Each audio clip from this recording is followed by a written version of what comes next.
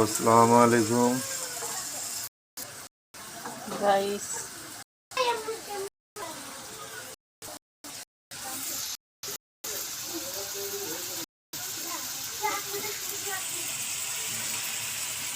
কুচিয়া মাছ ভুনা ঝোল দিছে না?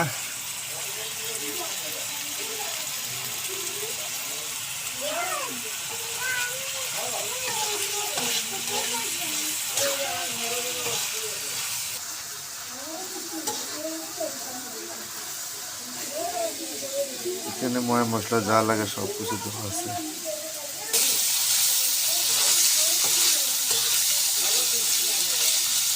আস্তে আস্তে লাল হয়ে যাচ্ছে।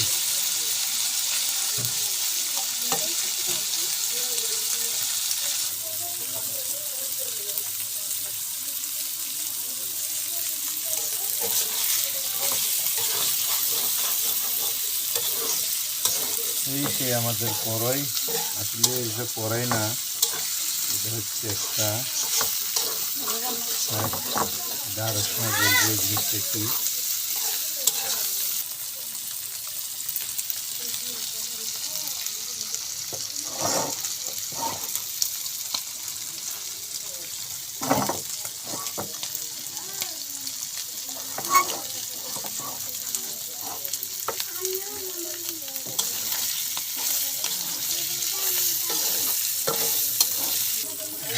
আমাদের মশলা দেওয়া হচ্ছে,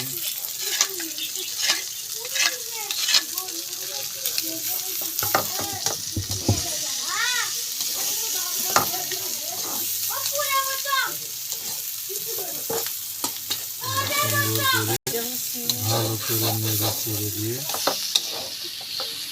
খালি ভাজা ভাজা হবে।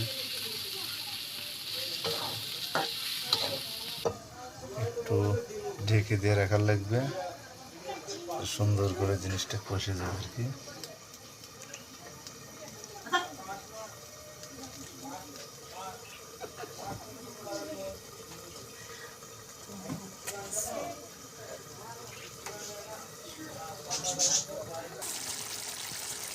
এবার সুন্দর করে কষানো হচ্ছে, কষানোর পরে এটা একদম ভাজা ভাজা হয়ে যাবে আর কি। কালো কালো ভুনা, কালো ভুনা।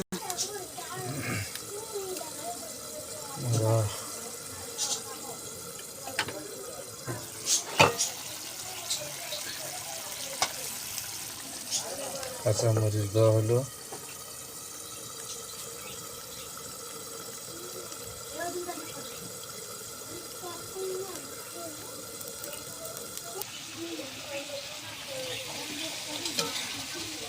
যেসব ভাইয়েরা আসলে কুচিয়া মাছ খেতে পছন্দ করেন তারাই শুধু জানবে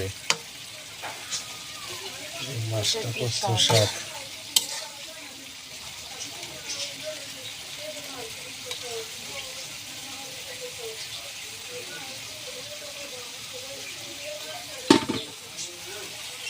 আবার একটু ঢেকে দিচ্ছি।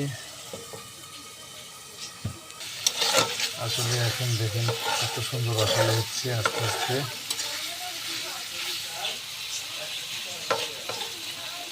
কুচিয়া মাছ পাক করতে গেলে আসলে ময় মশলাটা আসলে বেশি লাগে, না হলে মাছটা খায় আপনারা শান্তি পাবেন না, ভালো লাগবে না, মজা লাগবে না। এর ভেতর মশলাটা একটু বেশি লাগে। যতই সময় যাবে ততই ভাজা ভাজা হবে অনেক। আসলে মাছটা যদি আপনি মশলা ভুনাতে না করেন এটা স্বাদ বুঝবেন না।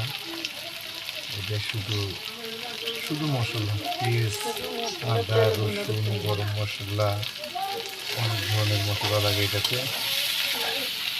আমার এই মাছটা শুনে মনে করেন যে আপনাদের প্রায় 200 টাকার মশলা চলে গেছে,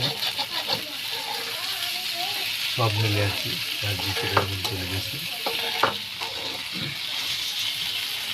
মাছটার ওজন ছিল আপনার 1 কেজি।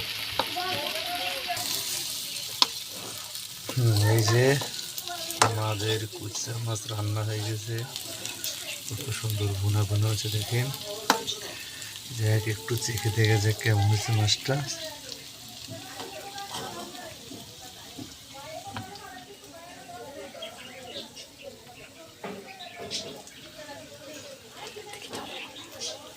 সেই মজা, অনেক সুন্দর আছে,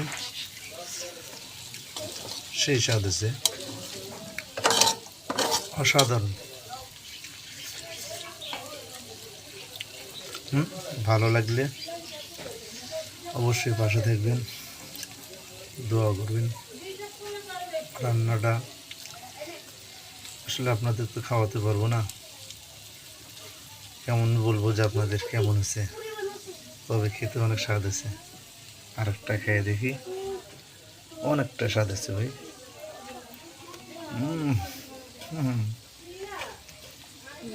সেই স্বাদ। আপনাদের জন্য পরবর্তী দিনে আসবো এই একটা বিশাল একটা পাখি, এটা আসলে গ্রাম থেকে আনা, বিশাল বড় পাখি। পরবর্তীতে এই পাখিটা রান্না করে আপনাদেরকে দেখাবো। বিশাল বড় পাখি ভাই, বিশাল বড়। এই দেখেন ওর হাত কত লম্বা,